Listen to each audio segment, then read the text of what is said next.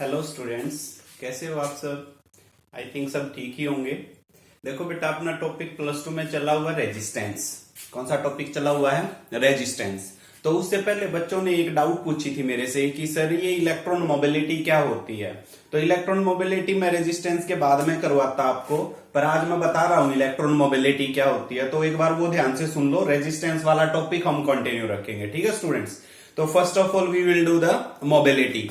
What is electron mobility? Electron mobility को हम represent करते हैं म्यू से।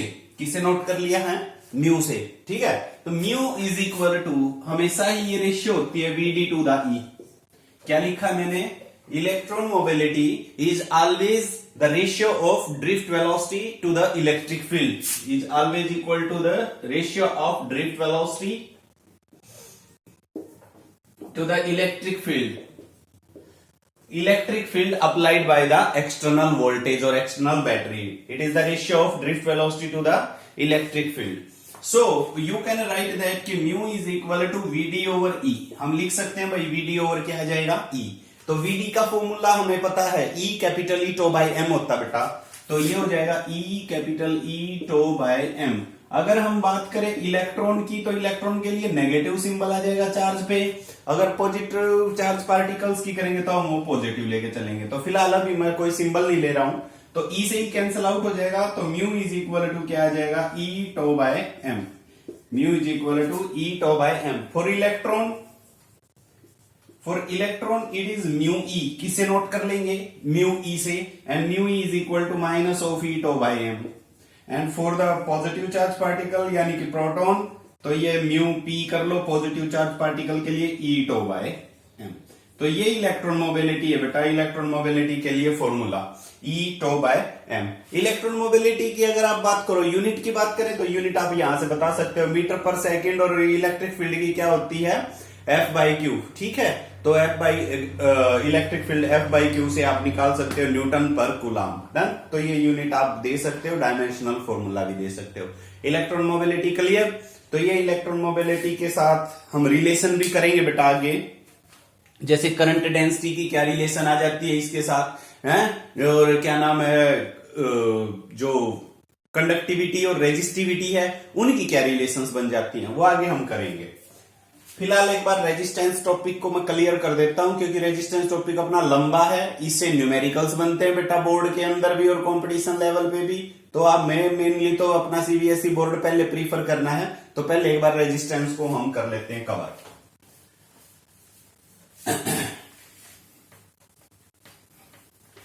देखो, रेजिस्टेंस में हमने टॉपिक पढ़ लिए हैं कि what factors affect this point resistance, और इलेक्ट्रिकल रेजिस्टेंस होता क्या है।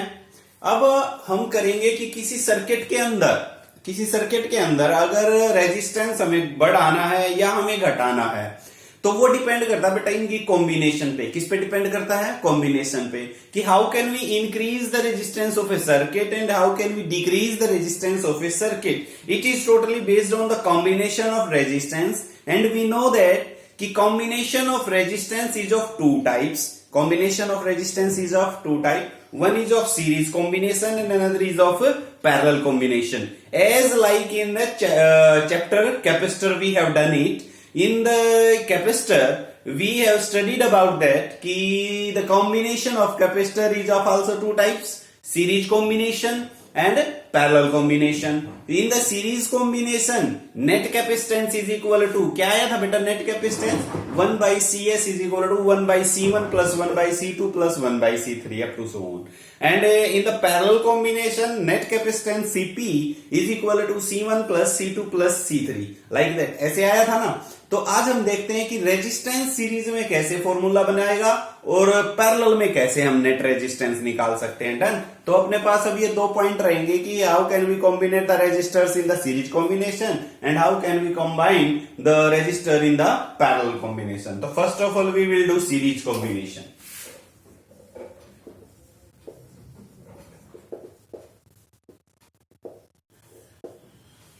Late we have three resistors. Resistor का सिंबल होता है भाई ये कुछ इस तरीके से।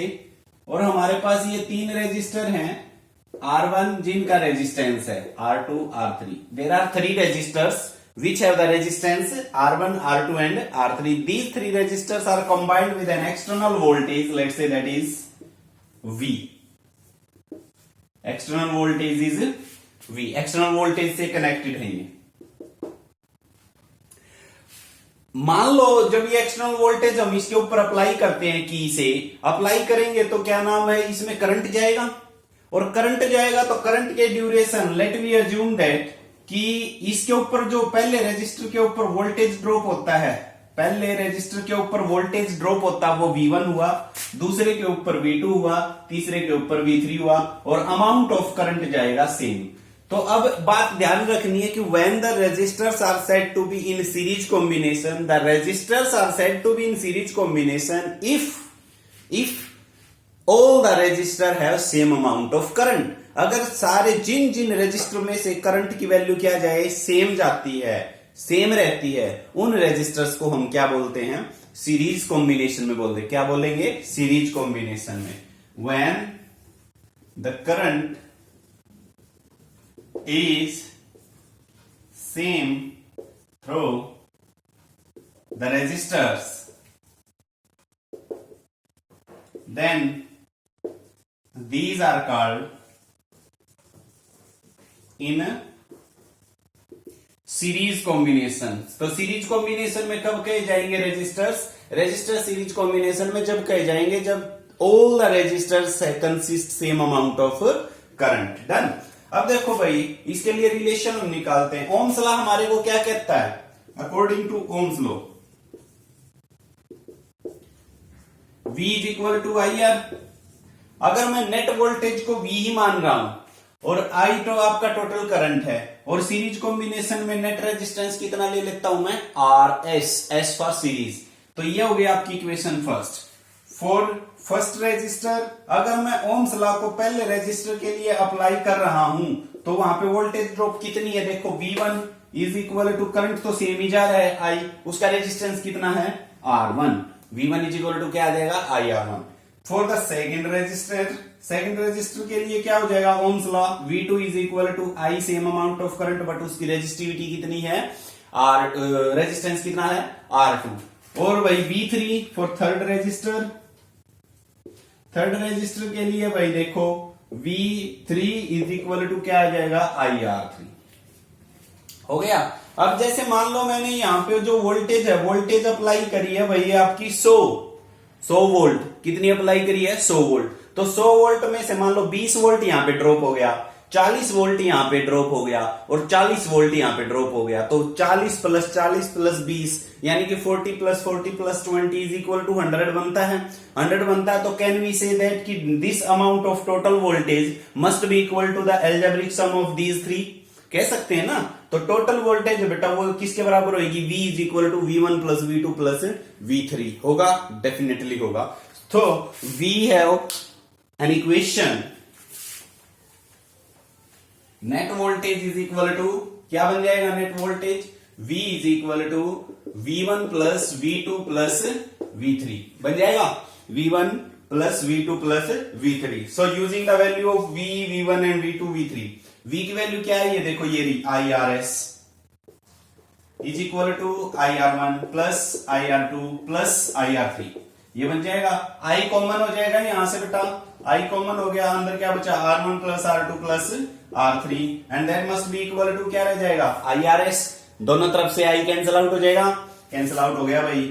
RS इज इक्वल टू क्या रह जाएगा, बताओ शाबाश, R1 plus R2 plus R3. So in the series combination net resistance formula we will get RS is equal to R1 plus R2 plus R3. Means we can say that when the resistors are in the series combination then the net resistance, total resistance, equivalent resistance is equal to the algebraic sum of all individual resistors. Clear? All equal individual sum of all the resistance. So done. तो RS is equal to क्या आ जाएगा बेटा, R1 plus R2 plus R3 in the series combination. Clear. अब करते हैं हम parallel combination. करो इसको सब.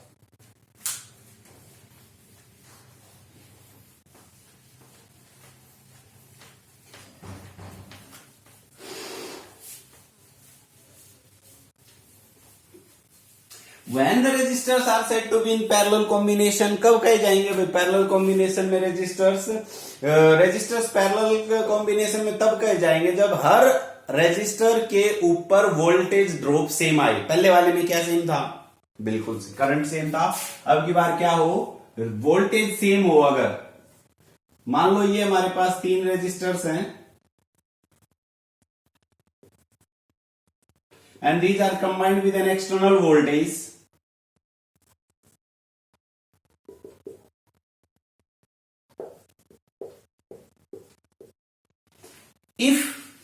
if the voltage drop on each resistor is same, then the resistors are said to be in a parallel combination. When the potential drop on each resistor is same, then the resistors are said to be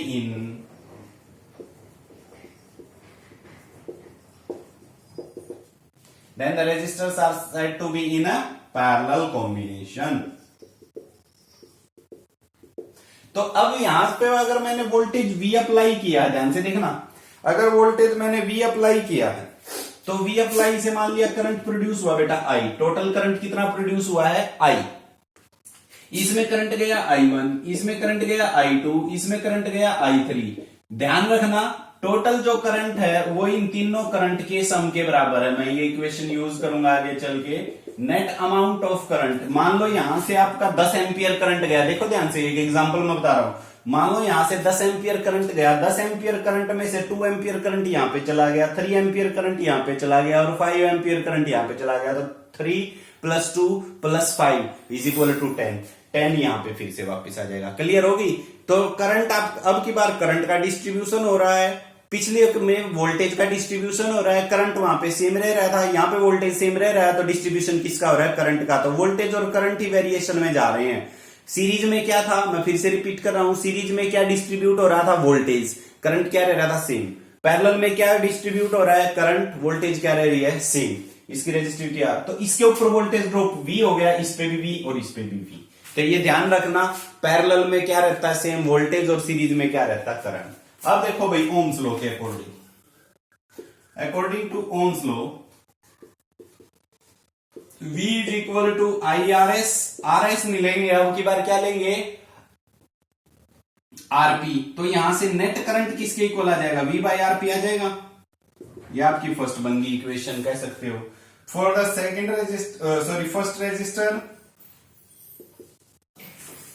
first resistor के लिए क्या मैं I1 इसी relation से I1 = V/R1 लिख सकता हूं ना? करंट I1 है, पहले में रेजिस्टर कितना है? R1 और वोल्टेज ड्रॉप तो V हो रही है, तो पहले रेजिस्टर के लिए लिख सकते हैं। सेकेंड रेजिस्टर के लिए I2 = V/, और for third resistor I3 can be written as V/R3। तो ये बन जाएंगे भाई इक्वेशंस। ठीक है, आप इसको फर्स्ट मानो या ना मानो, कोई दिक्कत वाली बात नहीं है।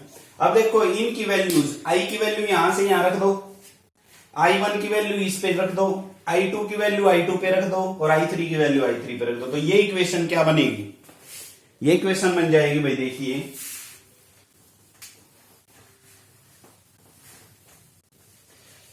This equation can be written as I = I1 + I2 + I3. So using the value of I, this I = V/RP = V/R1 + V/R2 + V/R3। V आपका कॉमन हो जाएगा, V से V कैंसल आउट हो जाएगा दोनों साइड। तो 1/RP = 1/R1 + 1/R2 + 1/R3। तो equivalent resistance क्या बन जाएगा इसमें? 1/R1 + 1/R2 + 1/R3। रेसिप्रोकल कर लेंगे और उनका सम कर लेंगे। डन। तो सीरीज में फॉर्मूला क्या बना हमारा? RS = R1 + R2 + R3। Capacitor वाला क्या बना था? 1/CS = 1/C1 + 1/C2 + 1/C3। यहाँ पे सीरीज पैरेलल में क्या बना 1/R1 plus 1/R2 plus 1/R3। Capacitor में इसका उल्टा था, यानी कि वहां पे डायरेक्ट ऐड कर रहे थे C1 plus C2 plus C3। Clear होगी? ये दोनों कॉम्बिनेशन बेटा ध्यान रखनी है, सीरीज का कैसा था, सॉरी रेजिस्टर का कैसे था और कैपेसिटर का कैसे था। अब देखो इस कॉम्बिनेशन के ऊपर हम कुछ न्यूमेरिकल्स करते हैं, कैसे कोई छोटे छोटे क्वेश्चन पूछे जाते हैं।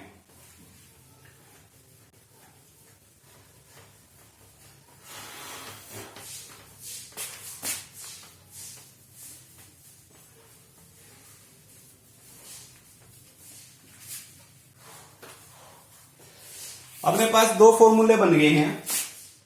In the series combination RS is equal to R1 plus R2 plus R3, ये मैं लिख लेता हूं। और 1/RP पैरेलल में क्या बन जाएगा 1/R1 plus 1/R2 plus 1/R3, कुछ है ये बन रहे हैं रिलेशन अपने।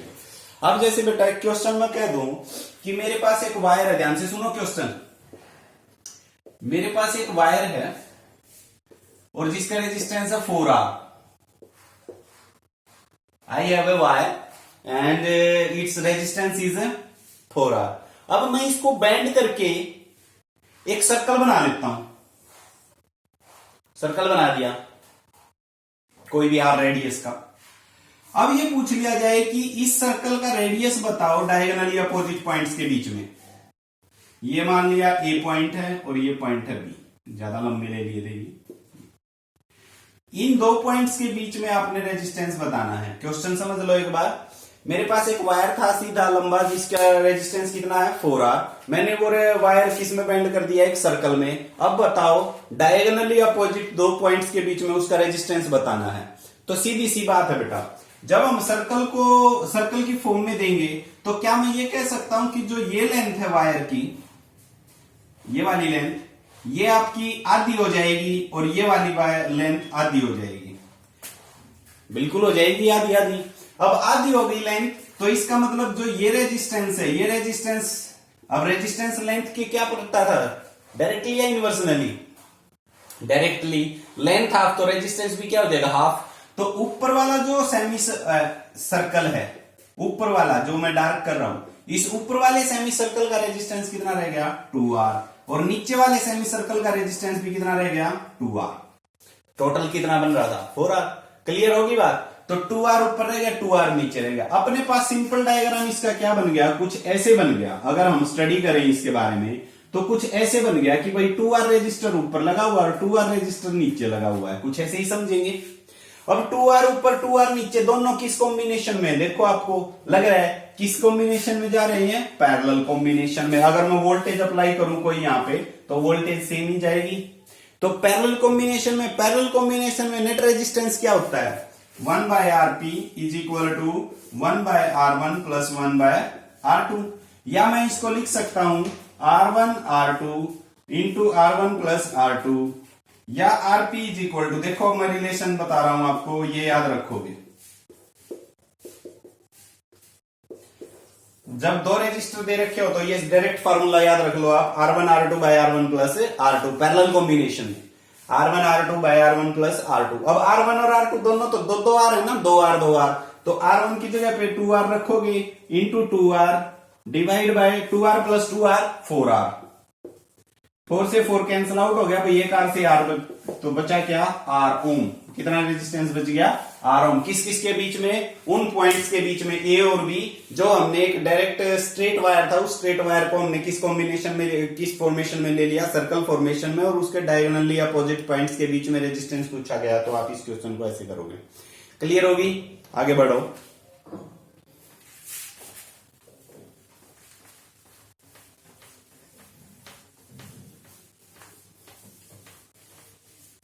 क्वेश्चन नंबर 2 कुछ ऐसे पूछ लिया जाता है कि भाई अपने पास अल्फाबेट का ए लेटर है, ये कुछ ऐसे ही पढ़ते हो ना, और इसके हर एक पॉइंट के ऊपर रेजिस्टेंस है, ये कुछ ऐसे ही। देखो मैं बना देता हूं सर्किट आपका क्वेश्चन।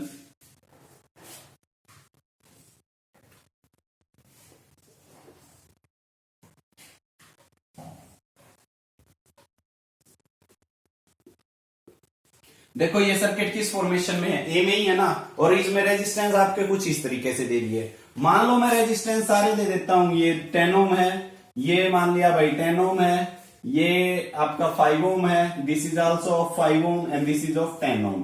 तो आपसे पूछा जाए कि बताओ ए और बी के बीच इक्विवेलेंट रेजिस्टेंस कितना होगा। ए और बी के बीच इक्विवेलेंट रेजिस्टेंस, बिल्कुल सिंपल से क्वेश्चन है स्टूडेंट, बस आप थोड़ा सा ध्यान रखो बेटा। अब देखो इसका पहले तो आपको सिंपल डायग्राम क्लियर होना चाहिए कि भाई कौन सा रेजिस्टर कौन से के पैरेलल और कौन से की सीरीज है। मैं देखो इसका सिंपल डायग्राम बनाता हूं।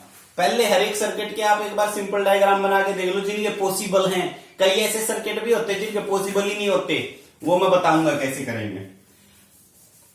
ए से स्टार्ट किया, ये मान लिया ए पॉइंट है, ध्यान से देखो ए से चले हम, पहला रजिस्टर आया, लगा दो भाई पहला रजिस्टर। फिर ये जो ये वाला वायर है, ये वाला वायर दो वायर में ब्रेकअप हो गया, एक वाला ये चला गया और एक वाला ये चला गया। एक ऊपर कर देते हैं, एक नीचे कर देते हैं। ऊपर वाले में देखो दो रजिस्टर लगे हुए हैं, ऊपर वाले में क्या लगे हुए, दो लगा दो रजिस्टर। नीचे वाले में एक लगा हुआ है तो वो एक हमने अप्लाई कर लिया। अभी मैं इसको कर देता हूं आगे से थोड़ा सा साफ। ये दोनों फिर किस पॉइंट पे मिल गए, एक पॉइंट पे। देखो ये रहा कॉमन पॉइंट, दो अलग लग गए, इसने दो रजिस्टर लिए अपने अंदर, इसने एक, और दोनों फिर एक कॉमन पॉइंट पे मिल गए। उससे आगे एक और रजिस्टर लगा हुआ है और हम पहुंच गए बी पॉइंट। अब इनकी वैल्यूज रख लेते हैं। 10 था ये 5 है भाई, दोनों ओम है, ये 10 ohm and this is also 10 ohm. Done. अब इसको देखो बिल्कुल सिंपल हो गया। अब तो आपके सामने इस ए की फॉर्मेशन ये बना ली मैंने। ये 5 और 5 कितने हो गए, सीरीज में है, सीरीज में है तो 10 हो गया। यहां पे हो गया बेटा 10 ओम। ये 10 ओम और ये 10 ओम किस में बन गए, पैरेलल में। तो पहले इनको सोल्व कर लो। पैरेलल में बन गए तो 10 इंटू 10 डिवाइड बाई 20 कर दूं, R1 R2 by R1 plus R2। सीधा फॉर्मूला याद रखो, R1 R2 by R1 plus R2। तो ये इससे कैंसिल हो गया, यानी कि ये कितना बच गया भाई, 5 ओम। कितना आ गया, इन सभी का कॉम्बिनेशन का आंसर क्या आ गया, 5 ओम। 5 ओम, 10 ओम और 10 ओम किसमें है, ये तीनों। अब तीनों सीरीज में बनेंगे, बिल्कुल तीनों सीरीज में बनेंगे। तो 10 और 5 15 और 10 25 ओम। तो ये इसका आंसर है 25 ओम। ठीक है भाई, बाकी क्वेश्चंस मैं नेक्स्ट वीडियो में डालूंगा। ठीक है, आप ऐसे करते रहें क्वेश्चन। Thank you.